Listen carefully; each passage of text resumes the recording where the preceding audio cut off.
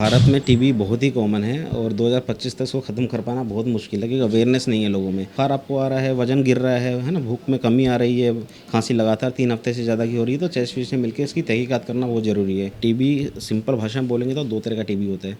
एक तो लंग्स का टीबी होता है और लंग के बाहर का टीबी होता है। जो लंग के बाहर का टीबी होता है उसमें कुछ भी हो सकता है। नमस्कार, मैं हूं प्रवीण और आप देख रहे हैं हमारा खास कार्यक्रम हेलो डॉक्टर। और एक बार फिर हम पहुंचे हैं जनकपुरी में स्थित भगत हॉस्पिटल में और मेरे साथ मौजूद हैं chest specialist doctor Rahul Kumar Meena. इससे पहले कि हम उनसे बातचीत करें, आपको बता दें कि हो सकता है कि आपने भी पहली बार चेस्ट स्पेशलिस्ट के बारे में सुना होगा। इसका कारण ये है कि पूरे इंडिया में लास्ट काउंटिंग के मुताबिक लगभग 2500 डॉक्टर्स चेस्ट स्पेशलिस्ट हैं, सिर्फ 2500 डॉक्टर्स। तो सर से बात करते हैं। डॉक्टर राहुल, क्या होता है चेस्ट स्पेशलिस्ट और कब एक मरीज़ को आपके पास आना चाहिए, क्योंकि जैसे कि हमने कहा कि बहुत कम लोगों को पता होता है कि कोई चेस्ट स्पेशलिस्ट भी होता है। सबसे पहले नमस्कार आपके दर्शकों के लिए। सिंपल भाषा में बताया जाए तो चेस्ट स्पेशलिस्ट आपके नाक से शुरुआत होके आपके लंग्स तक जाती है। जो आपका रेस्पिरेटरी ट्रैक्ट होता है उसकी जितनी भी बीमारियां होती है उनसे हम डील करते हैं। उसके अंदर हम स्पेशलिस्ट होते हैं, है ना। कोई भी लाइलाज खांसी हो गया, ट्यूबरक्लोसिस हो गया, बुखार लंबे समय के लिए आ रहा है, वो उसका कोई कारण नहीं पता लगता, वो सारे पेशेंट हमारे पास आते हैं, है ना। बलगम बनना, सांस फूलना, दमे की बीमारी, जो बीड़ी सिगरेट पीते हैं, तम्बाकू का सेवन करते हैं, वो सारे मरीज हम देखते हैं उनको, है ना। लंग कैंसर की कोई भी बीमारी होती है उस चीज़ के लिए हम स्पेशलाइजेशन हमारी। डॉक्टर राहुल, आजकल पॉल्यूशन दिल्ली में बहुत ज़्यादा बढ़ रहा है, ये कितना लोगों के लिए गंभीर हो सकता है और क्या कुछ बचाव के तरीके हैं इससे? जी सर, ये वो सामान्य क्वेश्चन है। इसमें जो एयर पोल्यूशन है वो आपको पता ही है कि जो एयर क्वालिटी इंडेक्स है वो हमेशा दिल्ली में मेज़र करते हैं, वो हमेशा 250 से ऊपर ही आता है, जो कि ये हैज़ार्डस है। जो नॉर्मल लेवल होता है वो 150 से नीचे नीचे वो उसको नॉर्मल मानते हैं। उसमें भी कैटेगरीज होती है। इसके अंदर सबसे जो अफेक्टेड होने वाले जो ग्रुप्स हैं वो बच्चे हैं, 12 साल से कम के बच्चे, और 50 साल से जो बुजुर्ग आदमी हैं वो, क्योंकि उनकी इम्यूनिटी थोड़ी कमज़ोर होती है ना। बाकी जो ये जो एयर पोल्यूशन है उसके अंदर जो नाइट्रिक ऑक्साइड है ना, वो सबसे ज़्यादा हानिकारक है। जो कि आपके जितने भी व्हीकल्स होते हैं, और मेट्रो सिटीज़ में व्हीकल की क्वांटिटी ज़्यादा होती है ना, तो उसकी वजह से जो सबसे ज़्यादा हानिकारक है, जो रेस्पिरेटरी ट्रैक्ट को इन्फेक्ट करता है, वो नाइट्रिक ऑक्साइड होता है पोल्यूशन की वजह से। और उस चीज़ के लिए कुछ घरेलू उपचार है जिसके आप कर सकते हैं, है ना। घर में जो हाई प्रोटीन डाइट आप ले सकते हैं, बैलेंस डाइट आप ले सकते हैं, खट्टी चीज़ें, है ना, नींबू, संतरा, है ना, ये सब फ्रूट्स का सेवन कर सकते हैं। और अगर आप ज़्यादातर अगर बाहर का आपका काम है, फील्ड का काम है, तो मैं कहूँगा आपको कि हमेशा मास्क लगा के यूज़ किए।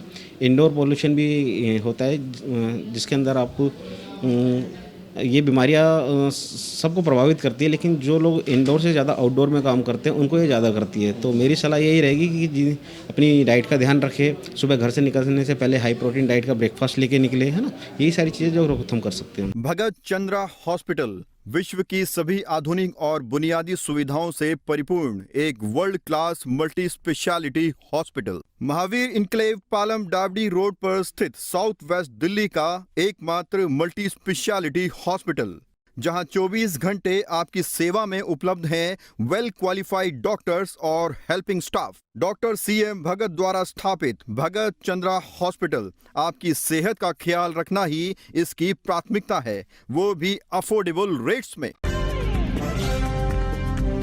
आजकल टीवी में भी दिखाया जा रहा है, एक वायरस फैल रहा है, इन्फ्लुएंजा बच्चों में ज़्यादा फैल रहा है। खांसी की शीशियाँ खाली कर करके लोगों ने फेंक दी, लेकिन खांसी नहीं जा रही है। इतने पैसे डॉक्टर्स बदल दिए इतने सारे, लेकिन खांसी नहीं जा रही है। तो इसकी क्या वजह है, क्यों ये हो रहा है, क्या इसका कुछ ट्रीटमेंट है? सर, आजकल जो आप बता रहे हैं ये फ्लू का वायरस है जिसको H3N2 कहते हैं। और ये आपने पहले सुना होगा, 2009 में स्वाइन फ्लू एक आया था बीमारी, नई बीमारी जो सुनने में आई थी, ये उसी की फैमिली से बिलोंग करता है। H1N1 फैमिली से बिलोंग करता है। टाइप ए वायरस होता है, इन्फ्लुएंजा। इसकी रोकथाम के लिए हम लोग सजेस्ट करते हैं सर, बच्चों में तो हम इन्फ्लुएंजा के शॉट्स देते ही हैं, वैक्सीन। और हम कोशिश करते हैं कि जो हमारे 50+ जितने भी पेशेंट्स होते हैं उनको हम हर सीजनल में हम इन्फ्लुएंजा का शॉट लगाते हैं। और इसका जो लगाने का, इंजेक्शन लगाने का जो समय है वो सर सितंबर से लेकर नवंबर के बीच में है, क्योंकि इस ड्यूरेशन में वो इंजेक्शन अगर लग गया तो आपकी जितनी विंटर्स की जितनी बीमारी होती है फ्लू की, उनको नहीं होने देता है ना। तो इसकी अवेयरनेस बहुत ज़्यादा ज़रूरी है। और ये कई बार लोगों को परेशान करता है। इसको हम सर पोस्ट वायरल ब्रोंकाइटिस बोलते हैं, जो कि काफ़ी डॉक्टर्स जो जनरल फिजिशियंस है वो इसको समझ ही नहीं पाते हैं। वो कफ सिरप वगैरह देते हैं जिससे कि पूरा रिलीफ नहीं मिलता। तो इसमें कई बार हम लोगों को स्टीरॉयड का यूज़ भी करना पड़ता है, बहुत लिमिटेड समय के लिए, 3 दिन से 7 दिन के बीच का, है ना। उसमें सफिशिएंट ठीक हो जाता है और थोड़ा प्रिकॉशन लेना पड़ता है हमें। टीबी के मरीज़ों को आप क्या कहेंगे, क्योंकि इंडिया में बहुत ज़्यादा टीबी के मरीज़ हैं, हालांकि इस भारत सरकार ने घोषणा की कि 2025 तक टीबी मुक्त भारत बना दिया जाएगा, लेकिन जो टीबी के मरीज़ हैं वो अक्सर वो जानना चाहते हैं कि कैसे वो ठीक होंगे, टेंशन में बहुत ज़्यादा रहते हैं, क्या कुछ ट्रीटमेंट रहेगा और बचा कैसे जाए, इसको कम कैसे किया जाए। जी सर, भारत में टीबी बहुत ही कॉमन है और 2025 तक इसको ख़त्म कर पाना बहुत मुश्किल है, क्योंकि अवेयरनेस नहीं है लोगों में। लोगों को खांसी होती है, लोग कफ सिरप लेते रहते हैं और उस चीज़ को बढ़ावा देते हैं, है ना। अगर 2 हफ्ते से 3 हफ्ते से ज़्यादा की आपकी खांसी है तो आपको आपके चेस्ट फिजिशियन से ज़रूर मिलना चाहिए, है ना। आपकी बलगम की जांच ज़रूर होनी चाहिए, उसमें कोई टीबी का कीटाणु तो नहीं पनप रहा है ना। तो यही सारी चीज़ें हैं कि अगर कोई बुखार आपको आ रहा है, वजन गिर रहा है ना, भूख में कमी आ रही है, खांसी लगातार 3 हफ्ते से ज़्यादा की हो रही है, तो चेस्ट फिजिशियन मिलकर इसकी तहकीकात करना बहुत ज़रूरी है। अगर जल्दी इसको पकड़ा जाता है तो ये जल्दी ठीक होने की संभावना होती है, लेकिन अगर एक बार टीबी बिगड़ जाता है ना, तो उसमें दवाइयाँ भी ज़्यादा है, समय भी ज़्यादा है, पैसे की बर्बादी भी ज़्यादा है ना, और ट्रीट करना भी थोड़ा सा मुश्किल है उसको। और जो भारत सरकार ने जो गाइडलाइंस दी है हम लोगों को, है ना, उसमें यह है कि टीबी आपका सही नियमित समय पर अगर पकड़ा जाता है और उसकी अगर ट्रीटमेंट आप तरीके से करते हैं तो 6 मंथ में वो कम्प्लीटली क्योर भी होता है सर, है ना। तो अवेयरनेस थोड़ा ज़रूरी है। अगर ये सिम्टम्स जो हमने बताए अगर वो आपको रहते हैं तो आपके नियर बाय चेस्ट फिजिशियन से ज़रूर मुलाकात कीजिए सर। अभी जो वर्तमान में ट्रीटमेंट है टीबी के लिए, क्या कुछ ट्रीटमेंट है, कितने लंबे समय तक ये चलता है? सर इसमें कई सारी कैटेगरीज होती है डिपेंडिंग अपॉन पेशेंट। अगर आपका सेंसिटिव टीबी है तो सिर्फ 6 महीने का ट्रीटमेंट आपका होता है, लेकिन अगर आपका पेशेंट डायबिटिक है और पुरानी कोई हार्ट की बीमारी से ग्रसित है तो उनका ट्रीटमेंट हम 9 मंथ का हमें देना पड़ता है। वो पेशेंट टू पेशेंट डिपेंड करता है। और अगर आपका टीबी बिगड़ा हुआ है जिसमें कुछ दवाइयाँ, फर्स्ट लाइन दवाइयाँ जो थी वो काम नहीं करती, तो आजकल नई थेरेपी आ गई है सर, उसमें हम 10 से 12 महीने का ट्रीटमेंट हो गया है, जो कि पहले 24 महीने का ट्रीटमेंट हुआ करता था। अभी हम इंजेक्शंस कोई यूज़ नहीं करते हैं इसमें, सारी दवाइयाँ खाने की दवाइयाँ हैं, जिससे कि पेशेंट का कंप्लायंस बढ़े, पेशेंट इंजेक्शन से ना घबराए और अपना ट्रीटमेंट पूरा ले। तो आप सिंपल भाषा में बोलेंगे तो 6 महीने का हम ट्रीटमेंट बोलेंगे सिंपल टीबी के लिए। बहुत सारे लोग ये समझते हैं कि टीबी जो है छाती से जुड़ा है, चेस्ट से जुड़ा है, लेकिन हमने सुना है हड्डियों में भी टीबी होता है, बोन्स में। तो ये कौन सा टीबी होता है, कितने प्रकार होते हैं? सर टीबी सिंपल भाषा में बोलेंगे तो 2 तरह का टीबी होता है। एक तो लंग्स का टीबी होता है और लंग के बाहर का टीबी होता है। जो लंग के बाहर का टीबी होता है उसमें कुछ भी हो सकता है ना। दिमाग का टीबी भी होता है जिसको ट्यूबरकुलोसिस मेनिंजाइटिस कहा जाता है ना। गले का टीबी होता है ना। और छाती के बाहर जो टीबी होता है उसमें लंग्स में पानी आता है ना। हड्डी का टीबी हो सकता है जिसको पॉट स्पाइन बोलते हैं, है ना। घुटनों के अंदर टीबी हो सकता है ना। तो टीबी के कई सारे प्रकार है, बस सिंपल भाषा आप समझेंगे तो एक लंग का टीबी है और एक एक्स्ट्रा लंग टीबी है ना। जो एक्स्ट्रा लंग में ये जो हमने बताया वो सारी चीज़ें इन्वॉल्व होती हैं। डॉक्टर राहुल, जो लोग आपको देख रहे हैं और आपसे मिलना चाहते हैं, तो भगत हॉस्पिटल में क्या कुछ आपका टाइमिंग रहेगा ओपीडी का, और क्या कुछ फैसिलिटीज़ यहाँ हैं चेस्ट डिपार्टमेंट? सर भगत हॉस्पिटल में मैं 4 बजे से लेकर 6 बजे तक, सोमवार से लेकर शनिवार तक, है ना।